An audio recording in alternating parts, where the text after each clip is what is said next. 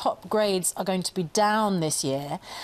Now, is that a good thing or a bad... I mean, it sounds like a bad thing, but are you hoping that that's, you know, going to just sort of level things out a little bit with too many students getting top grades? Well, what we've achieved in the last few years is stability in the exam system. We don't want to see huge increases in the proportions getting grades, high grades in the A-levels. And what I'm expecting to see at 9:30 is a stability in both the A-star grades and the A-star A grades, and that's what we want to achieve. But I should say we should congratulate all the hundreds of thousands of students who are nervously opening their A-level results today. To get a pass grade in any A-level requires 2 years of very hard work, and so we're hoping for the very best for every student taking their exams today. Oh, that's interesting. You say we're hoping for the very best. You just said you're not hoping for the very best. I hope that you don't want students to get the very best. No, we do want every student to achieve to the best of their ability, whatever subject they're studying, so that they can get a good place at a university or an apprenticeship, or go into a good, well-paid job as a result of these qualifications. We want to prepare young people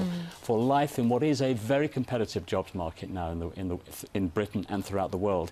And that's what our reforms have all been about, making sure that we have the right courses, that students are as well prepared as possible for university or an apprenticeship. The tuition fees have gone up, of course, but from next September you're cutting the maintenance grants that students are going to be offered. So one of the frustrations for a number of students opening their A-level results today might be they might have suddenly got grades that they weren't necessarily expecting, or they might have done better, so they would be able to go to university, but unfortunately, because of financial restrictions, they can't now go because you're taking away those maintenance grants. Well, they're being replaced by loans. But they're loans that they feasibly are going to set them up with even more debt, and we know that students are coming away with loads, tens of thousands of pounds of debt. What the anyway. evidence says is that it's being able to maintain themselves at university that is a big concern for a lot of students, particularly from poorer backgrounds. And of course, they don't pay back a penny of the student loans until they're earning above £21,000. And even then, say they're earning £25,000 in their first graduate job, they will only be paying back 9% of the difference, the £4,000, £360 a year, £30 a month.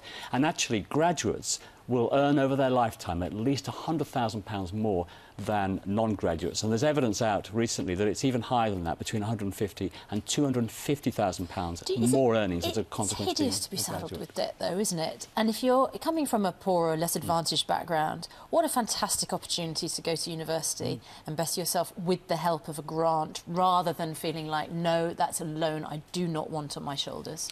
Yes, but as a consequence of the move to student loans that both the Labour government and this government have embraced, is that more young people from poorer backgrounds are going to university, not fewer. And that's a great achievement. But you can only achieve that if you have a different way of funding our universities. Yeah. Do you remember opening your A-level results, Nick? I do. Seeing those students from Winstanley College, it brought back all those memories. What did you get? All those. I did relatively well. I got 4 grade A's, so I was delighted. 4 grade A's. And did you go to university? I did. I went to Durham.